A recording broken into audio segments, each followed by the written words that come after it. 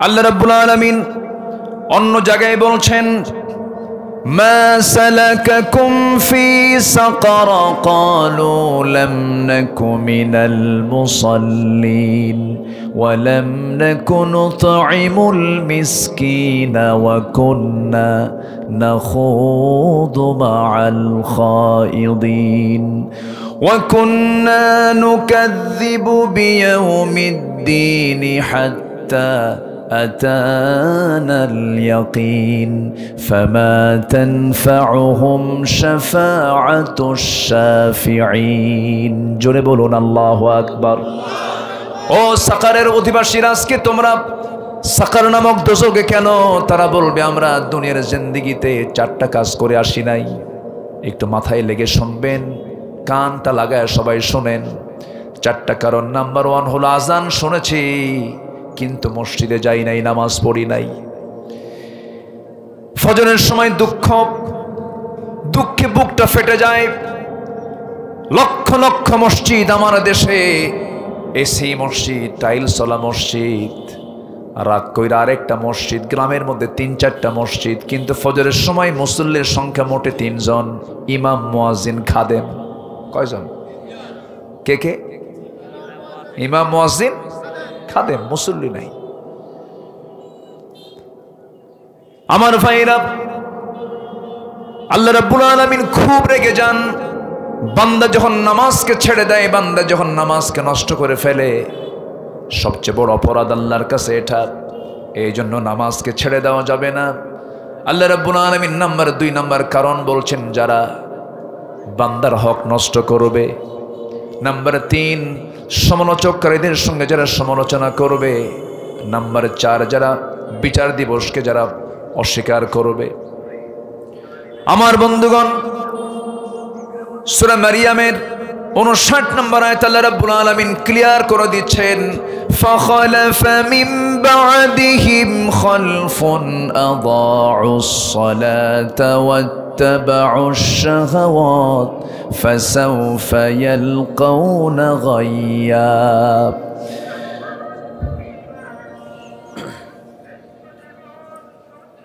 কি ব্যাপার এটা? কি আবার?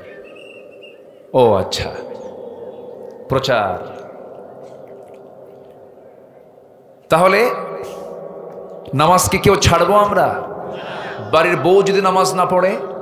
ইন্নাল হামদালিল্লাহিল আকরামিল্লাযী খালাকাল ইনসানা ওয়া কাররামা ওয়া আল্লামাহু মিনাল বায়ানি মা লাম ইয়ালাম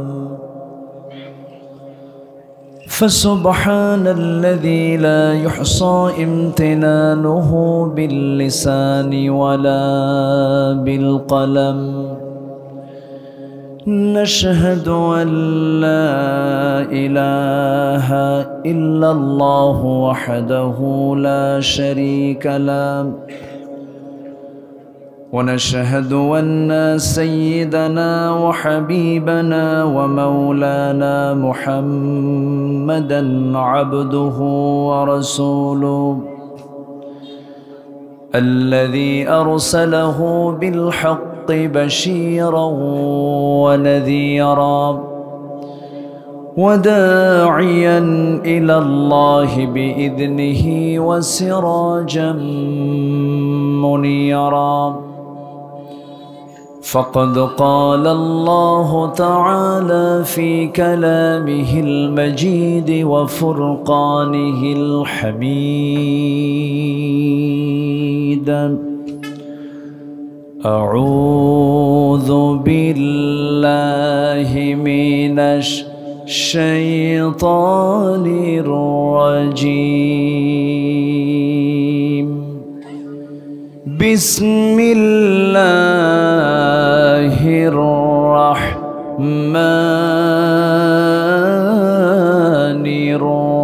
الرحيم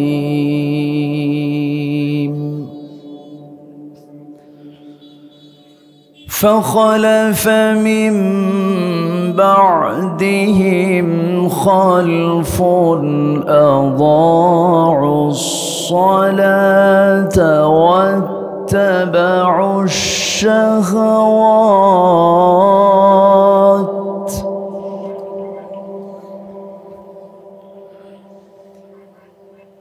واتبعوا الشهوات فسوف يلقون غيا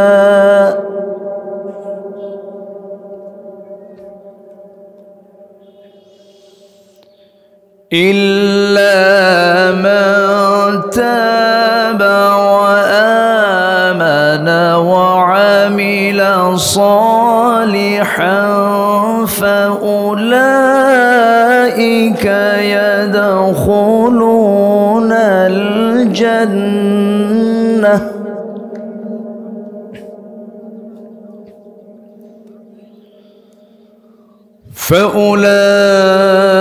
فأولئك يدخلون الجنة ولا يظلمون شيئا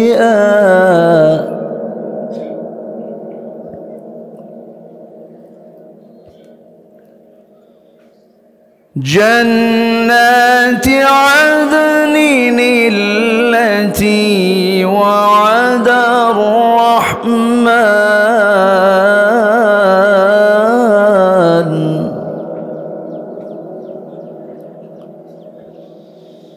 التي وعد الرحمن عباده بالغيب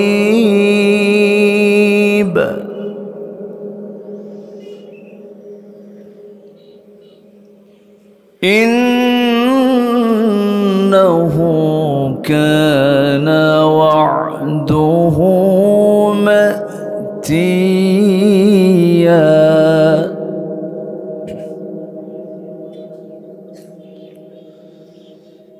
الله أكبر بسم الله الرحمن الرحيم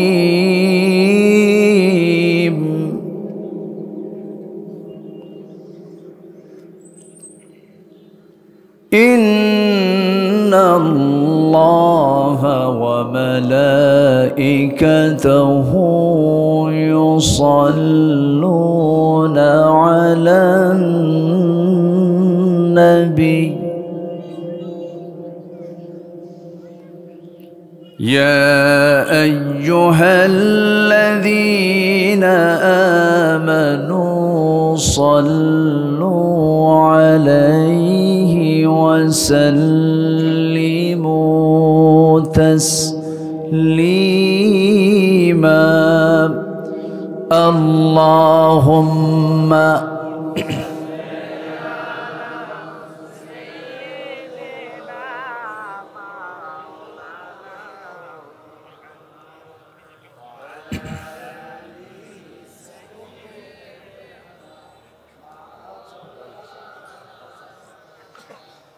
সবাই বলুন বালাগাল উলা বিকামালিহি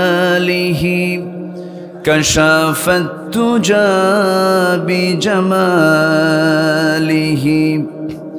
হাসনাত জামিউ খিসালিহি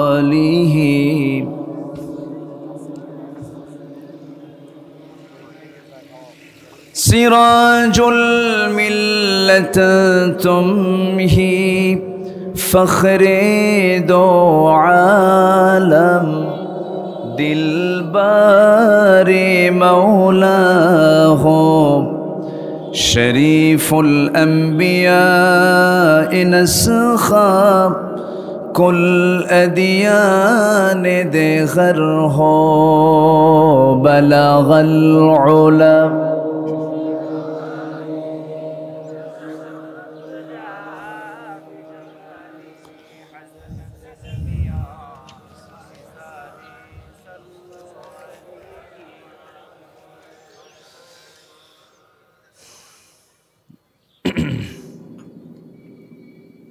কুমিল্লা জেলার নাঙ্গলকোট উপজেলার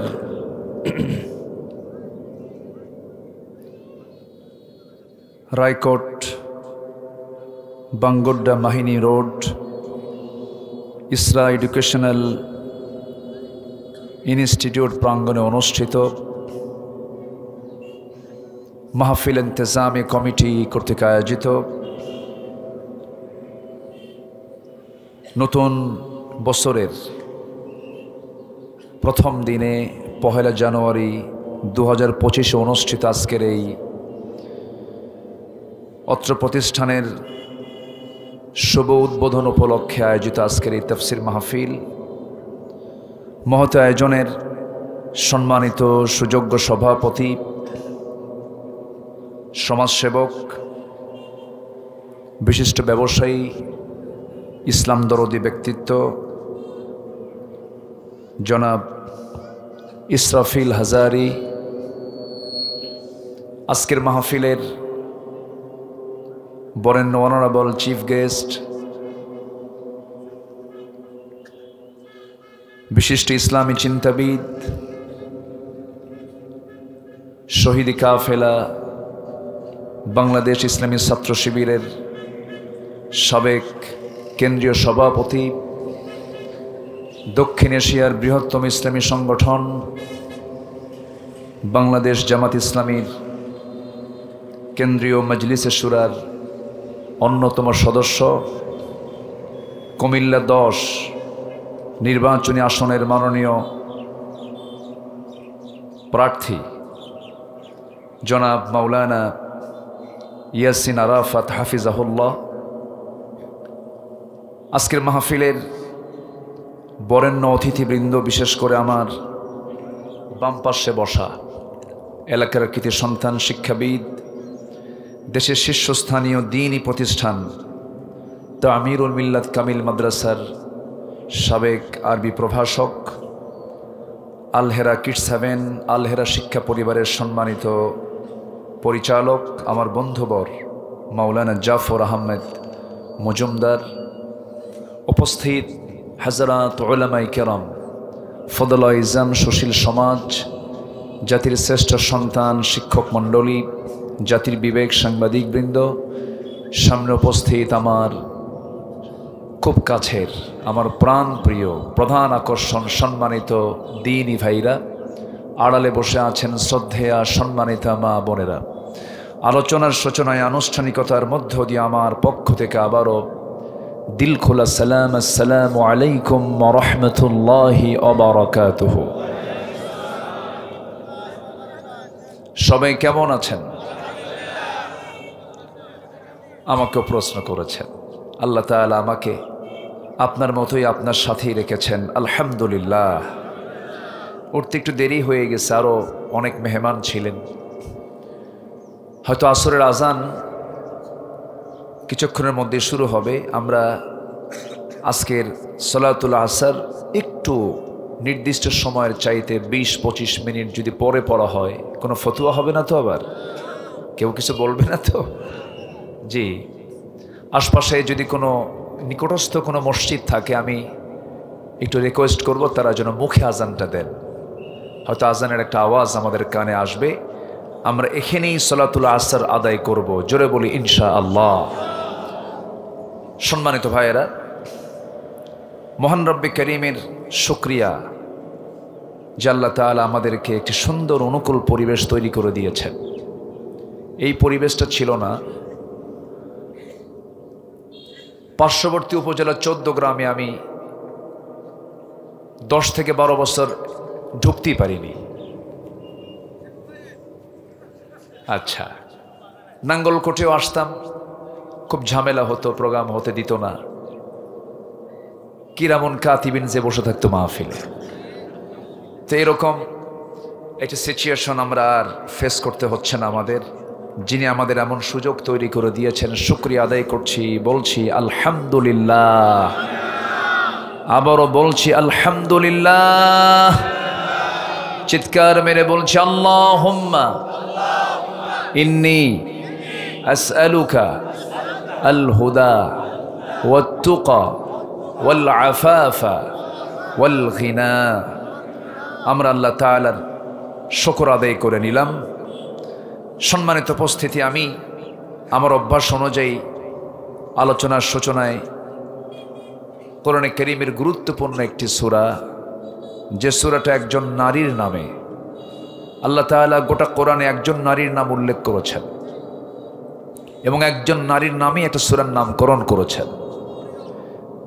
আর কোন নারীর নাম আল্লাহ তাআলা কোরআনে সরাসরি উল্লেখ করেননি। হয়তো বলেছেন ইমরাত নূহ, ইমরাত লূত, ইমরাত ফিরআউন, এরকম উল্লেখ করেছেন, কিন্তু কোনো নারীর নাম সরাসরি আসেনি। শুধু একটা নারীর নাম আল্লাহ পাক উল্লেখ করেছেন, তিনি হচ্ছেন ইমরান কন্যা মারিয়াম বিনতে ইমরান আলাইহিস সালাতু ওয়াস সালাম।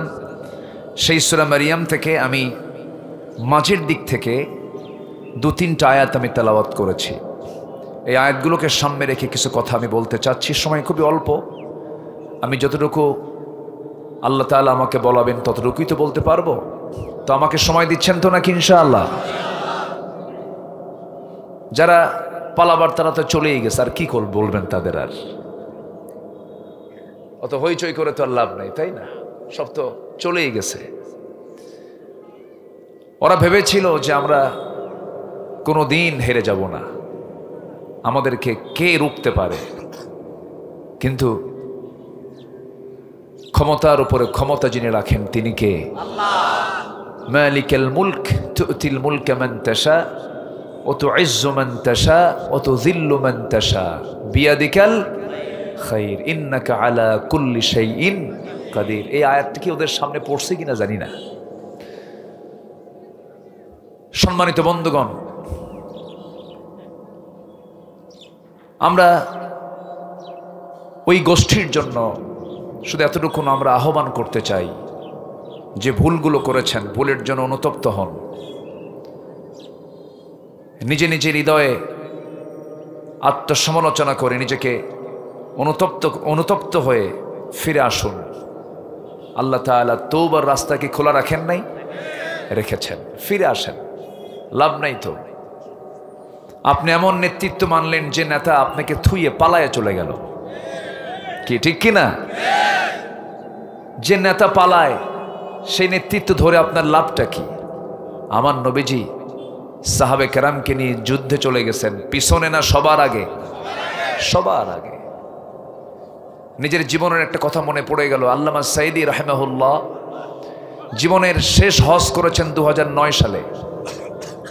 আমার আবার জীবনের প্রথম হজ ছিল 2009 সালে। আমি প্রথমে গেছি, উনি ওনার জীবনের শেষ হজটা করেছেন। ওনাকে সে সময় বলা হয়েছিল যে আপনি দেশে ফিরলে মামলা হচ্ছে, ট্রাইব্যুনাল গঠন হচ্ছে, আপনি যাবেন না, আপনি দেশেই থেকে যান, আপনাকে এই রাষ্ট্র, এই সৌদি গভর্নমেন্ট আপনাকে নাগরিকত্ব দিয়ে দিবে। উনি বললেন আমার দল, আমার দেশ, আমার জাতি বিপদে পড়ে থাকবে আর আমি আরামে এই দেশে থাকব, এই শিক্ষা আমার রাসূল দেননি। উনি চলে এসেছেন। উনি জানতেন যে আমাকে জেল খাটতে হবে, উনি জানতেন যে আমার উপর অমানবিক নির্যাতন করা হবে, উনি জানতেন, জেনে শুনেই আবার দেশে ফিরেছেন হাসি মুখে। 13 বছর অন্ধকার প্রকোষ্ঠে তিনি থেকেছেন, কোনোদিন তিনি মন মরা হয়ে কথা বলেন নাই। শেষ বিদায় দিয়েছেন কান্না নিয়ে না হাসি নিয়ে? হাসি নিয়ে। অতএব এই ইতিহাসে, এই দেশের ইতিহাসে পালাবার ইতিহাস আলেমদের নেই, পালাবার ইতিহাস ইসলামী আন্দোলনের কর্মীদের নেই, পালানোর ইতিহাস আলেমরা কখনো সৃষ্টি করে নাই, তারাই পালিয়েছে। আমাদেরকে 16 বছর গালি দিয়েছে পাকিস্তানের রাজাকার, আমরা কেউ পাকিস্তান যাই নাই, দিল্লি রাজাকাররা দিল্লি গিয়ে বসে আছে। সম্মানিত ভাইয়েরা, এটা কি আসে? ও আমার দেখতে আসে, তো আমার দেখতে আসলে জাতি আবার ওই দিকেই তাকায়, একটু ডিস্টার্ব হয়। একটু মনোযোগ দিয়ে আমার দিকে তাকান, কয়েকটা শট মিলিত হয়ে যাচ্ছে, আমার দিকে তাকান।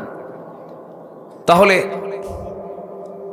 ইমানদার কাউকে ভয় পায় না। ইমানদার ভয় পায় কাকে? যারা পালায় তারা কি ভয় পায় না? আস্তে কয়, তারা কি ভয় পায় না? ইমানদার কাউকে ভয় পায় না। কাকে ছাড়া? আল্লাহকে ছাড়া। আমরা আল্লাহকে ছাড়া কাউকে ভয় পাই না। আর যারা আমরা ইমানদার, ইমানের যারা দাবি করি, আল্লাহকে ছাড়া কাউকে ভয় করাতে জায়েজই নাই। জায়েজ আছে? জায়েজও তো নাই। সম্মানিত বন্ধুগণ, সে আল্লাহ তাআলা আমাদেরকে কোরআন শোনার এই পরিবেশটা দিয়েছেন। আজকে হয়তোবা সেই পরিবেশ না আসলে হয়তো আজকের মাহফিলটা হতোই না। কমিটি যে কি বিপদে পড়তো মাহফিল করতে নিয়ে, ওরে বাপরে বাপ, থানায় যেতে যেতে কমিটির জুতার তলা ক্ষয় হতো, তাও মাহফিলের পারমিশন মিলতো না। তাও আবার নামের মধ্যে পোস্টারে অমুক নেতার নাম দিতে হবে, লাল বাদ গেলে কালো বাদ দেওয়া যাবে না, কালো বাদ দিলে লাল বাদ দেওয়া যাবে না, এই শর্তগুলো জোড়ায় দিতে। এখন আর কিচ্ছু নাই, বলি আলহামদুলিল্লাহ, জোরে বলি আলহামদুলিল্লাহ। কিন্তু আসল বিজয় কিন্তু এখনো আসেনি। বিজয় আসল আসবে সেদিন যেদিন আমরা দেখতে পাবো এদেশের আকাশে কালিমার পতাকা উড্ডীন হয়েছে, সেদিন হবে আসল বিজয়। জোরে বলি ইনশাআল্লাহ। মদ খাওয়া কি, মদের দোকান দেওয়া কি, সুদ খাওয়া কি, সুদের অঙ্ক কষা কি, সুদের কারবার করা কি, জেনা করা কি, জেনার লাইসেন্স দেওয়া কি, এগুলো তো আমার দেশে নাই। আসতে বলবেন না, আছে না নাই? তাহলে কি হয়েছে আমাদের? এখনো তো কিছু হয়নি, বহু কাজ পড়ে আছে। জাতি নামাজই পড়ে না, জাতি খালি বিড়ি খায়। কি খায়? বিড়ি খায়। এত বিড়ি জাতি খায়, ওরে বাপরে বাপ। শীত বাড়লে বিড়ি খাওয়া কমে না বাড়ে? আরো বাড়ে। এক ধোঁয়া মুখ ভরায় 3 তলায় পাঠায়। আছে না নাই? মাহফিলে এসে আবার বলে, হুজুর বিড়ি খাওয়া কি জায়েজ আছে? উনি মানে জায়েজের চেষ্টায় আছে। এত বিড়ি খায় জাতি। এ পর্যন্ত যতগুলো বাজেট হয়েছে প্রত্যেকটা বাজেটে বিড়ির দাম কমছে না বাড়ছে? যারা বিড়ি খায় তারা বলে আরো বাড়া, প্রয়োজনে বাড়ি বিছে হলেও খাবো। খাওয়া বাদ নাই। আমাদের পরিবর্তন হতে হবে এখন, এরকম হলে চলবে না। আমাদের দেশে নামাজি শ্রোতা বেশি না বেনামাজি শ্রোতা বেশি? ওয়াজ শুনতে সে বলে, হুজুর ওয়াজ তো শুনবো, আবার নামাজের কথা বলেনি কেন? এরকমও আছে, আছে না নেই বলেন তো? আচ্ছা আমার বন্ধুগণ, আমি যেখান থেকে তেলাওয়াত করেছি সোজা সেই আয়াতের দিকে চলে যাচ্ছি। আমি আপনি এই দুনিয়াতে সংক্ষিপ্ত সময় নিয়ে এসেছি, যে কোনো মুহূর্তে আমি আপনি দুনিয়া থেকে বিদায় নিয়ে নেব। মহান রব্বুল আলামিন আমাকে একটা লক্ষ্যে পাঠিয়েছেন, সেই লক্ষ্য যদি পূরণ করতে পারি চিরকালের শান্তি জান্নাত পেয়ে যাব। আর যদি সেই লক্ষ্যটা পূরণ করতে না পারি আল্লাহ পাক আমাকে জাহান্নাম দিয়ে দিবেন। জাহান্নাম যেতে চাই না জান্নাত যেতে চাই? বলেন বলেন বলেন, জাহান্নাম না জান্নাত? লাইন ধরতে হবে তাহলে কিসের? ইহদিনাস সিরাতাল মুস্তাকিম, সেই লাইনটাই ধরতে হবে। কিন্তু আল্লাহ রাব্বুল আলামিন কোন কোন বান্দাগুলোকে জাহান্নাম দিবেন আল্লাহ রাব্বুল আলামিন সূরা মারইয়ামের 59 নম্বর আয়াতে বলছেন 2টা কারণ। فخلف من بعدهم خلف أضاعوا الصلاة واتبعوا الشهوات فسوف يلقون غيا। ওই সমস্ত বান্দাগুলোকে আমি আল্লাহ রাব্বুল আলামিন শুধু জাহান্নাম দেব না, জাহান্নামের গর্তের মধ্যে আমি তাদেরকে ঢুকায়া ছাড়বো। যে সমস্ত বান্দাগুলো দুনিয়ার জিন্দেগিতে 2টো অপকর্ম চোখ করে আসবে, 2টো অপকর্ম। নাম্বার 1 হলো যারা নামাজকে নষ্ট করবে। এই জাতির মধ্যে সবচাইতে বড় অপকর্ম যেটা হয়, সবচাইতে যে কাজটা সবচাইতে যে অপরাধ সবচাইতে বেশি হয়ে থাকে সেটাই হলো নামাজকে নষ্ট করা, নামাজকে বাদ দেওয়া। মাত্র 18 কোটি তৌহিদি জনতার বাংলাদেশে মাত্র 5% মানুষ নামাজ পড়ে। কয় পার্সেন্ট? 5%। বাকি 95% নামাজের খবরই নাই, নামাজ পড়েই না। কেন পড়ে না? কি জন্য পড়ে না? সেই পরিবেশটা কেন নাই? 71 থেকে 2000 এই 25 পড়লো, এই 53-54 বছর যারা এই ক্ষমতার মসনদে এসেছেন, কেউ কি নামাজের বিল সংসদে টেনেছেন? আসতে টেনেছেন? নামাজি সরকার কি এসেছিল একবার? আসে নাই। এবং নেতৃবৃন্দও তারা নামাজের কোনো দাওয়াত দেননি, নামাজের কথা তারা বলেননি। আজকে যদি নামাজের দাওয়াত যদি দেওয়া হতো, নামাজি নেতৃত্ব যদি গড়ে উঠত, নামাজি সরকার যদি চালু হতো, পার্সেন্টেজটা উল্টা হতো। নামাজি হতো 95, বেনামাজি হতো 5%। ঠিক কিনা বলেন? অতএব যে নেতৃত্ব আমাকে জাহান্নাম থেকে বাঁচাতে পারে না, যে দল আমাকে জাহান্নাম থেকে রক্ষা করতে পারবে না, যে নেতৃত্বে নামাজ নেই, যে নেতৃত্বে আখিরাত নেই, যে নেতৃত্বে ইসলামী হুকুমতের কোনো গন্ধ নেই, যে নেতা আপনার হাতে মদের বোতল তুলে দেবে, জেনা করার জন্য নারী তুলে দেবে, আকাম কুকাম করার জন্য নেশা তুলে দেবে, মদের বোতল তুলে দেবে, ওই সমস্ত নেতৃত্বের কাছে যাওয়া যাবে না। নেতৃত্ব ধরতে হবে সেই নেতৃত্ব যে নেতৃত্বের, যে নেতার দিকে তাকালে আমার রাসূলুল্লাহর কথা মনে পড়ে যায়। সম্মানিত বন্ধুগণ, সম্মানিত ভাইয়েরা, আমরা আল্লাহর কাছে সবচাইতে বড় অপকর্ম হচ্ছে দুটাই আয়াতের ভিতরে। একটা হচ্ছে নামাজকে ছেড়ে দেওয়া, নামাজকে নষ্ট করা। সবাই কি নামাজ পড়বো না ইনশাআল্লাহ? সবাই কি নামাজ পড়তে রাজি আছি? নামাজ, পরিবারে নামাজ, সন্তানদের মাঝে নামাজ, বাড়িতে নামাজের জন্য আহ্বান করা, পরিবারকে বলা। কারণ জাহান্নামে যাবার কারণ এক নাম্বার হচ্ছে নামাজ ছেড়ে দেওয়া।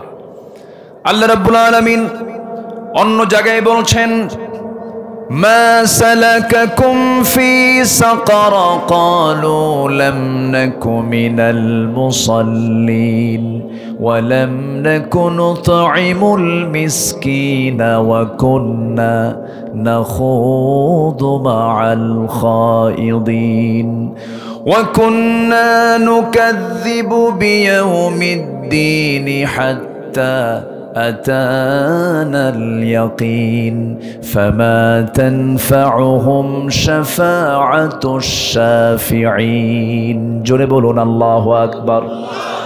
ও সাকারের অধিবাসীরা, আজকে তোমরা সাকার নামক দোজখে কেন? তারা বলবে আমরা দুনিয়ার জিন্দেগিতে 4টা কাজ করে আসি নাই।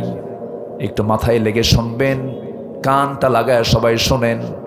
4টা কারণ। নাম্বার 1 হলো আজান শুনেছি কিন্তু মসজিদে যাই নাই, নামাজ পড়ি নাই। ফজরের সময় দুঃখে বুকটা ফেটে যায়। লক্ষ লক্ষ মসজিদ আমার দেশে, এসি মসজিদ, টাইলসওয়ালা মসজিদ, রাগ কইরা আরেকটা মসজিদ, গ্রামের মধ্যে 3-4টা মসজিদ, কিন্তু ফজরের সময় মুসল্লির সংখ্যা মোটে 3 জন, ইমাম, মুয়াজ্জিন, খাদেম। কয়জন? কে কে? ইমাম, মুয়াজ্জিন, খাদেম, মুসল্লি নাই। আমার ভাইরা, আল্লাহ রাব্বুল আলামিন খুব রেগে যান বান্দা যখন নামাজকে ছেড়ে দেয়, বান্দা যখন নামাজকে নষ্ট করে ফেলে। সবচেয়ে বড় অপরাধ আল্লাহর কাছে এটা। এই জন্য নামাজকে ছেড়ে দেওয়া যাবে না। আল্লাহ রাব্বুল আলামিন নাম্বার 2 নাম্বার কারণ বলছেন, যারা বান্দার হক নষ্ট করবে। নাম্বার 3 সমালোচককারীদের সঙ্গে যারা সমালোচনা করবে। নাম্বার 4 যারা বিচার দিবসকে যারা অস্বীকার করবে। আমার বন্ধুগণ, সূরা মারিয়ামের 59 নম্বর আয়াত আল্লাহ রাব্বুল আলামিন ক্লিয়ার করে দিচ্ছেন, ফাখালাফা মিন বা'দিহিম খালফুন আযাউস সালাতা ওয়াত্তাবাউশ শাহাওয়াত ফাসাউফা ইয়ালকাউনা গায়্যা।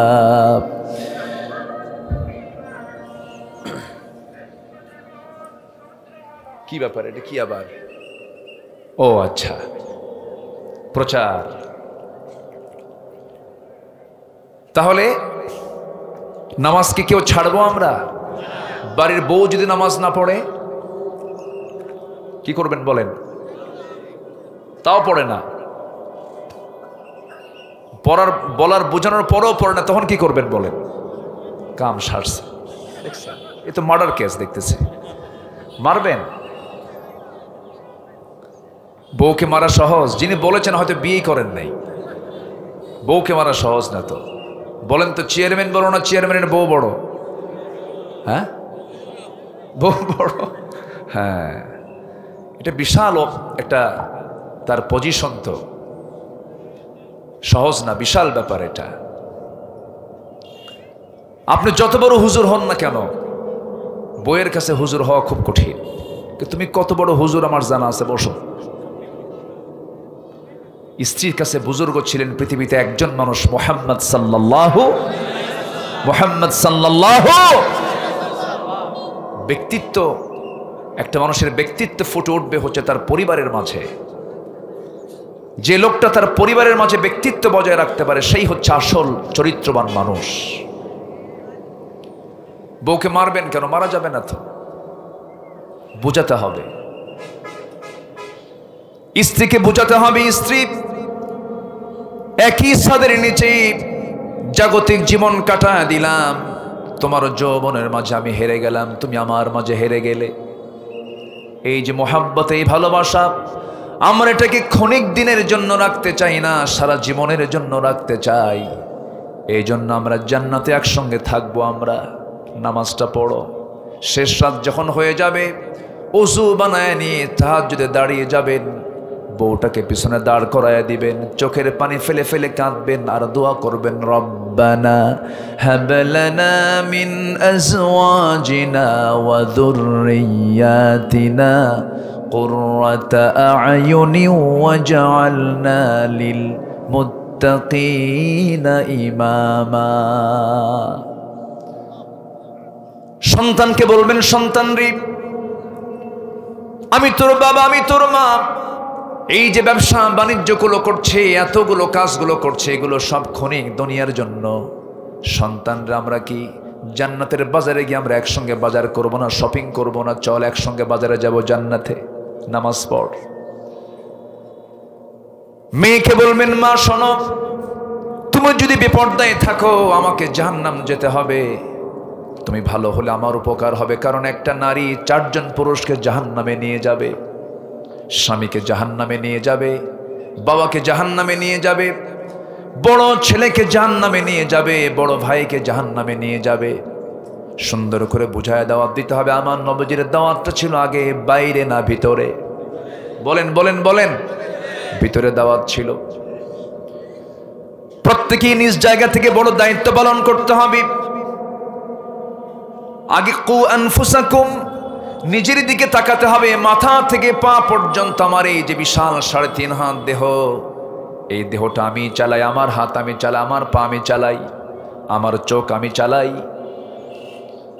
আমার কান আমি চালাই, আমার জিহবা আমি চালাই, সব কিছু আমি চালাই, আমি এটার নিয়ন্ত্রক।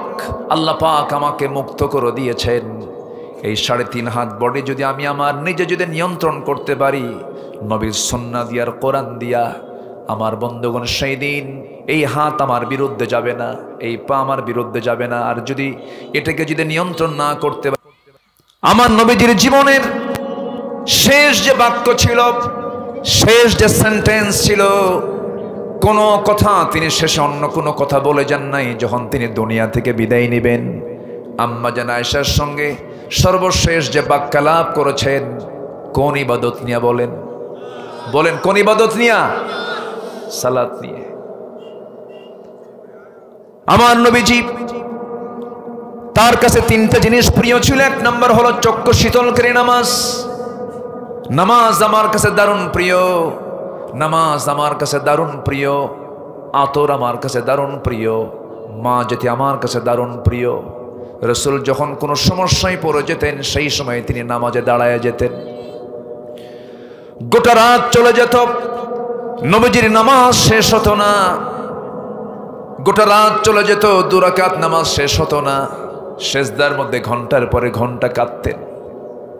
নাসাই শরীফের হাদিস, আমার নবীজি যখন কাঁদতেন, নামাজের মধ্যে আওয়াজ হতো কেমন?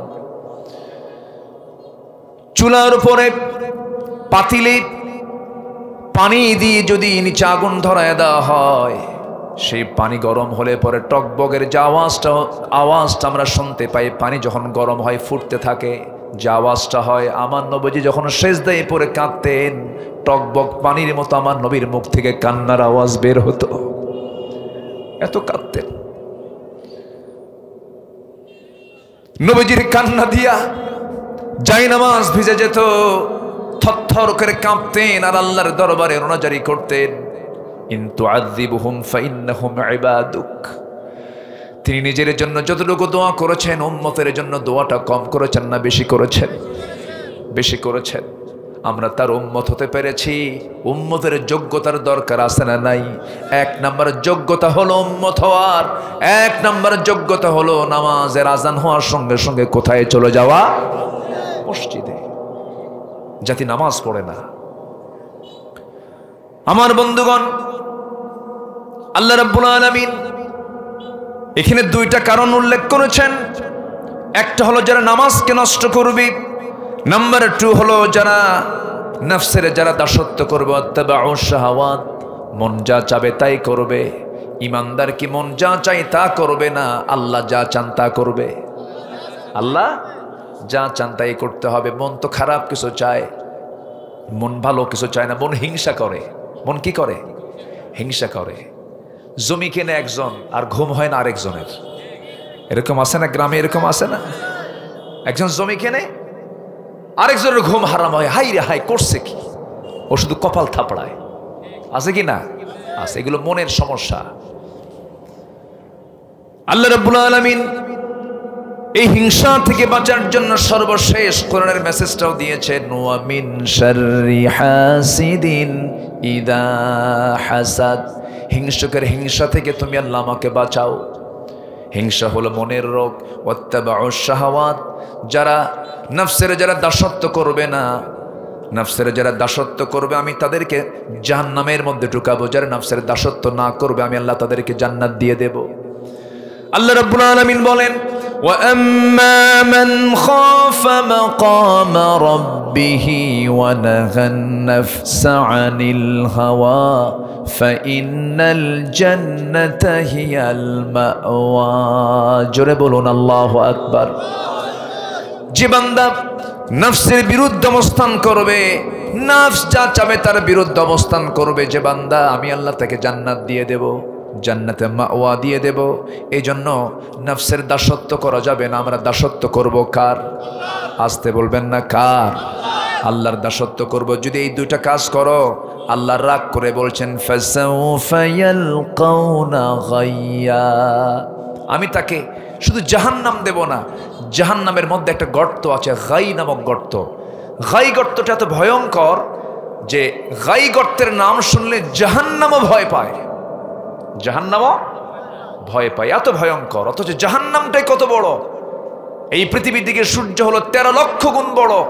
আর ওই সূর্য যদি জাহান্নামের গর্তের মুখে যদি ছেড়ে দেওয়া হয়, বাচ্চার মুখে চকলেট দিলে যেমন নিমিষেই ফুরে যায়, জাহান্নামের গর্তের মধ্যে যদি এই 13 লক্ষ গুণ বড় পৃথিবী থেকে সূর্য, এটাকে যদি মুখে ছেড়ে দেওয়া হয়, নিমিষেই জাহান্নামের মধ্যে হারিয়ে যাবে সূর্য।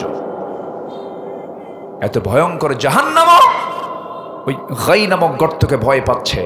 এত ভয়ঙ্কর গর্ত হলো গাইয়ুন। সেই গর্তের মধ্যে কি আমরা যেতে চাই? আসতে যেতে চাই? আমার নবীজি এত কান্নাকাটি করতেন, রাত যখন হয়ে যেত, জীবনে তার একটা গুনাহও ছিল না, অথচ তার কান্নার পরিমাণ সবচেয়ে বেশি ছিল। বান্দার দায়িত্ব হলো পৃথিবীতে তার হাসাহাসি করা না কান্নাকাটি করা। এই পৃথিবী কিসের জায়গা বলেন তো? বলেন হাসার জায়গা না কান্নার জায়গা? মার পেট থেকে পৃথিবীতে এসে আমার প্রথম আওয়াজটা বের হয়েছে কি বলেন? এটাই হচ্ছে আমার ভাষা পৃথিবীর। এটাই আল্লাহ পাক মেসেজ দিচ্ছেন, কাঁদো। পৃথিবী কান্নার জায়গা, হাসবে জান্নাতে গিয়ে। সুবহানাল্লাহ বলেন। আল্লাহ রাব্বুল আলামিন বলেন, আমার প্রকৃত বান্দা কারা? সূরা ফুরকান বাড়িতে পড়ে নেবেন। সূরা ফুরকানের শেষ দিকে আল্লাহ রাব্বুল আলামিন তার পছন্দের বান্দার কিছু চিত্র চিত্রায়িত করেছেন।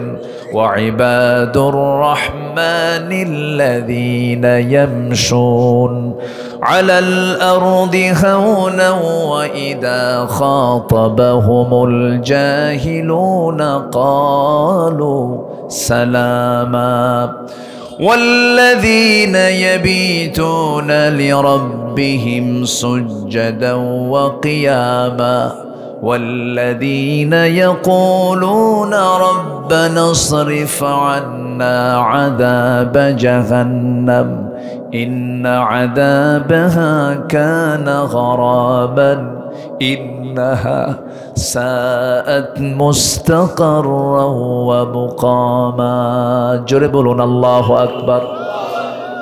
ভয়ঙ্কর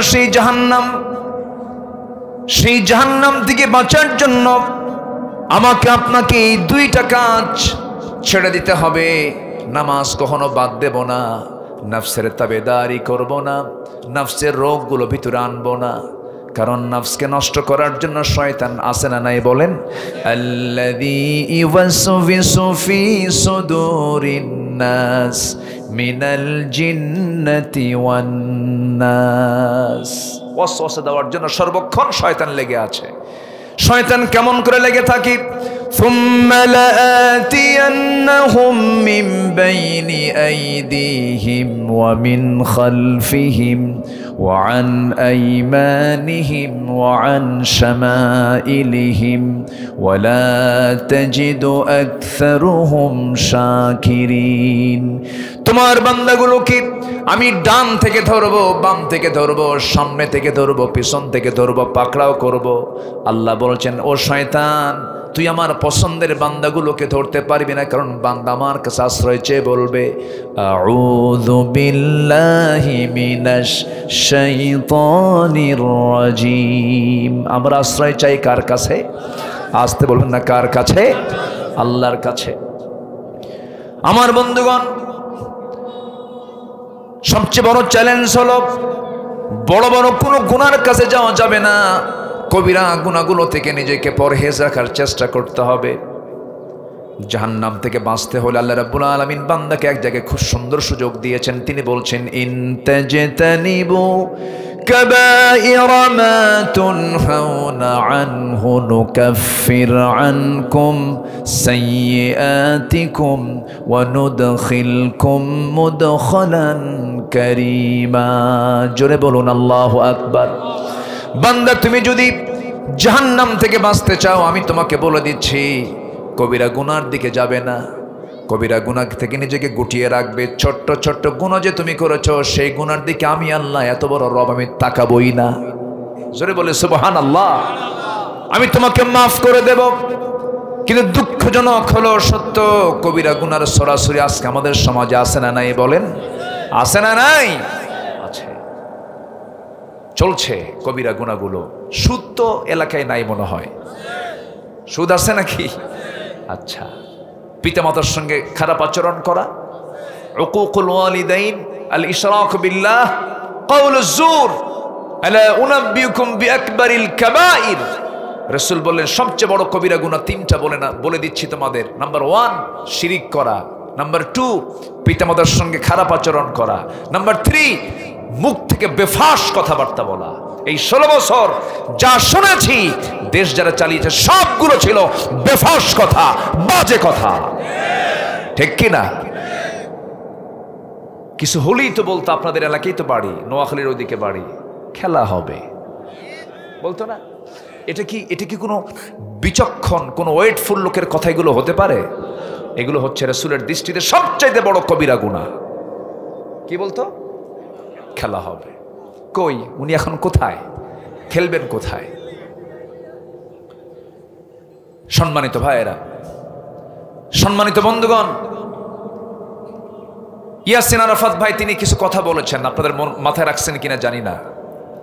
আজকে তালাকের প্রবণতা মূর্খ সমাজে বেশি না শিক্ষিত সমাজে বেশি? বলেন বলেন বলেন বলেন। শিক্ষিত সমাজে তালাকের প্রবণতা বেশি। এরপরে বাপ মাকে ভাত দেয় না, খেয়াল করে না, তার সেবা করে না। মূর্খ সমাজে বেশি না শিক্ষিত সমাজে বেশি? আপনি বনানী যান, গুলশান যান, ডিওএইচএস যান, বাড়িধারা যান, ধানমন্ডি যান, ভাবতেছেন সুখ সেখানে? না, বাপ মাকে দেখার সময় নাই তাদের। আমার দেশে লজ্জাজনক এটা, আমার দেশে বৃদ্ধাশ্রম গড়ে উঠেছে। মুসলিম পরিবার বাপ মাকে রেখে আসে বৃদ্ধাশ্রমে, ভাত দেয় না। শেষ জীবনে বাপ মার মাসে মাসে টাকা দরকার না খেদমত দরকার? চাকরি ছাড়তে হবে প্রয়োজনে, প্রয়োজনে ব্যবসাকে কমায় দিতে হবে। সবার আগে ইম্মা ইয়াবলুগান্না ইনদাকাল কিবার আহাদুহুমা আও কিলাহুমা ফালা তাকুল লাহুমা উফ। এই আয়াতের কোনো ব্যাখ্যাই নাই, আয়াতি ব্যাখ্যা। কি আয়াতি ব্যাখ্যা? কোনো কথা নাই, একদম একটা একটা করে আল্লাহ পাক বলেছেন কোথায় কোথায় কোন প্রবলেম হতে পারে, সব সমাধান দিয়েছেন। কোনো কথা নাই। ইয়াসআলুনাকা মাযা ইউনফিকুন কুল মা আনফাকতুম মিন খায়রিন ফালিল ওয়ালিদাইন ওয়াল আকরাবিন। বাপ মাকে দেখো। এই শিক্ষা কি আজকে শিক্ষা ব্যবস্থায় আছে? আসতে বলবেন না আছে। সেই সমাজের অবক্ষয়কে সামনে রেখে আমার ইসরাফিল হাজারি ভাই একটা প্রতিষ্ঠান এখানে ওপেন করছেন, আলহামদুলিল্লাহ বলবেন না?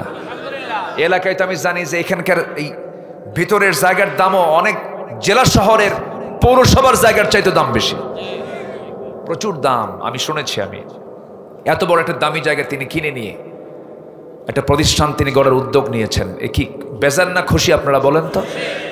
এই প্রতিষ্ঠানের জন্য আমি তিনটা জিনিস আমি আপনাদের কাছ থেকে চাবো। নাম্বার ওয়ান, এক নাম্বার, যেহেতু আমার মতো এই নগণ্য গোলাম দিয়ে আজকে এই উদ্বোধন হলো, এক নাম্বার হচ্ছে দিল থেকে, একদম হৃদয় থেকে সবাই প্রতিষ্ঠানটার জন্য দোয়া করবেন।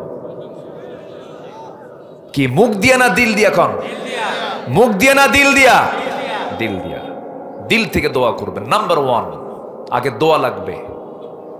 16 বছরে যারা ছিল তাদের তো দোয়ার দরকার ছিল না, বোঝেন নাই? গজব আসছে। কি আসছে বলেন? কি আসছে? গজব আসছে। দোয়া লাগবে আগে। দোয়া আগে কি লাগবে? দোয়া। নাম্বার টু, নিজের সন্তানকে দেবেন। রাজি আছেন না? আস্তে রাজি আছেন না? সবাই রাজি আছেন না? সন্তানকে দিয়ে দিবেন চোখ বন্ধ করে। আমার ইসরাফিল ভাইয়ের রুচি অনেক ক্লাসিক্যাল। আমি দুবাই গিয়েছি, ওনার আপ্যায়ন আমি নিয়েছি, সেখানে গিয়েছি, ওনার মেহমানদারি দেখেছি। ওনার অনেক উন্নত চিন্তা, উনি অনেক বড় একটা প্ল্যান তিনি মাথায় নিয়েছেন এলাকাবাসীকে উপহার দেবার জন্য। নাম্বার দুই হচ্ছে সন্তানকে দিবেন। নাম্বার তিন, এর মধ্যে যদি কোনো মুনাফিক ঢোকে মোকাবেলা করবেন। কে রাজি আছেন তো? সবাই সবাই রাজি আছেন তো? ভালো কাজ যেখানে, মুনাফিক সেখানে। এবং সেই মুনাফিক থাকে পিছনে না সবার সামনে? সামনে থাকে। নবীর নেতৃত্বে যদি মুনাফিক থাকে, নবীর নেতৃত্বে, রাসূলের নেতৃত্ব, তার পিছনে যদি মুনাফিক থাকে, নাঙ্গলকোটে তো মুনাফিক নাই? আসতে বলে আছে না? নাই? আচ্ছা, আমি এই তিনটা জিনিস প্রতিষ্ঠানের জন্য আপনাদের কাছে আমি এই প্রস্তাবটা রেখে গেলাম। আল্লাহ যেন প্রতিষ্ঠানকে কবুল করেন, জোরে বলি আমিন। সম্মানিত ভাইয়েরা, সম্মানিত বন্ধুগণ, আমরা এখানে এক জায়গায় মিলিত হয়েছি, আবার মিলিত হতে পারবো এর কোনো গ্যারান্টি আছে? আমরা আল্লাহর কাছে বলবো আল্লাহ যেন আমাদেরকে একই আরশের ছায়ার নিচে আল্লাহ পাক যেন আমাদেরকে একসঙ্গে থাকার তৌফিক দান করেন, জোরে বলি আল্লাহুম্মা আমিন। আজান হয়েছে আরো বেশ কিছু আগে। আমি আর বসবেন সবাই, কেউ যাবেন না। আমিও তো উঠবো, আমিও যাব। আমি লক্ষ্য করছি আপনাদের একটু নড়াচড়া অথবা এদিক সেদিক তাকানো, নামাজ চলে যাচ্ছে, এরকম একটা ফিকির সবার মধ্যে আমি লক্ষ্য করছি। একটু আর 5টা মিনিট 10টা মিনিট আমি যে আয়াতটা তেলাওয়াত করেছি এটা বলি, আমি শেষ করে দেব খুব অল্প সময়ের ভিতরে। সম্মানিত ভাইয়েরা, তাহলে দুটো জিনিস শিখলাম আমরা। একটা হচ্ছে জাহান্নামের গর্তে ঢোকার দুটো কারণ। একটা হচ্ছে নামাজ নষ্ট করা। কেউ কি নামাজ নষ্ট করব? নাম্বার দুই, খেয়াল খুশি মতো চলবো না, আল্লাহর আইনে চলবো। বলেন কার আইনে চলবো? আল্লাহর আইনে চলবো। এবং আল্লাহর আইন জমিনে প্রতিষ্ঠিত হোক, এটার জন্য কাজ করতে হবে। আমার দেশে কোরআনের রাজ কায়েম হোক। সবাই কি চান? সবাই কি চান? আপনারা কোরআনের আইন সমাজে চালু হোক, রাষ্ট্রে চালু হোক। কারা কারা চান? দু হাত একটু উঁচু করে দেখান তো দেখি। কেউ তো স্লোগান দিচ্ছেন না।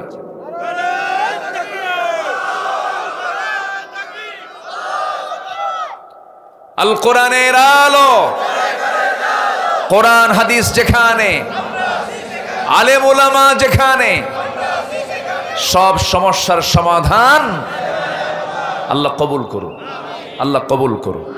আল্লাহ পাক এরপরে আবার বলছেন ইল্লা, আয়াত শেষ কিন্তু কথা শেষ হয়নি।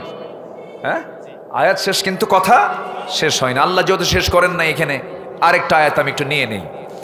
আল্লাহ রাব্বুল আলামিন বলেন, তবে ইল্লা, তারা ছাড়া ওই সমস্ত ব্যক্তিগুলো জাহান্নাম যাবে না যারা ইল্লা মান তাবা, যারা তওবা করবে, যারা ফিরে আসবে। আমার নবীজি এমন একটা জনপদে তার জন্ম হয়েছিল, এমন একটা নগরে তার জন্ম হয়েছিল যে নগরের মানুষগুলো এত খারাপ ছিল, নিজের মাকে পর্যন্ত বিয়ে করত। যেরকম নাউজুবিল্লাহ, নিজের মাকে বিয়ে করত। এত নোংরা। বাপ বিয়ে করেছে, সৎ মা ছেড়ে দিয়েছে, পরের দিন ছেলে যা বিয়ে করে নিয়ে চলে আসছে। এত নোংরা। একটা ভাঙ্গা পাতিলকে কেন্দ্র করে যুগের পরে যুগ তারা যুদ্ধ লাগায় রাখত। সেই একটা সমাজ আমার নবীর জন্ম। আমার নবী যে সেই সমাজ থেকে বের করে এনেছেন কাকে দেখেন? আবু বকরকে। বের করে এনেছেন সাইয়েদনা ওমরকে। বের করে এনেছেন ওসমান জিন্নুরাইনকে। বের করে এনেছেন সাইয়েদনা আলীর মতো জান্নাতের সুসংবাদ প্রাপ্ত এই সমস্ত সাহাবে কেরামকে। আল্লাহু আকবার বলেন। কোনো জাদু দিয়া নয়। কি দিয়া? আসতে বলবেন না, কি দিয়া? তবে এটা দিয়ে কি সম্ভব নয় সমাজকে সুন্দর করা? অসম্ভব না, সম্ভব। অতএব সমাজকে সুন্দর করার জন্য, রাষ্ট্রকে গড়ার জন্য যারা কোরআন ছাড়া অন্য কোনো কিছু দিয়ে সমাজকে সংশোধন করতে চায় ওই জায়গায় যাওয়া যাবে না। যারা কোরআন দেশ সমাজ নির্মাণ করতে চায় আমরা তাদেরকে সমর্থন দেব। জোরে বলি ইনশাআল্লাহ। আর জোরে বলি ইনশাআল্লাহ।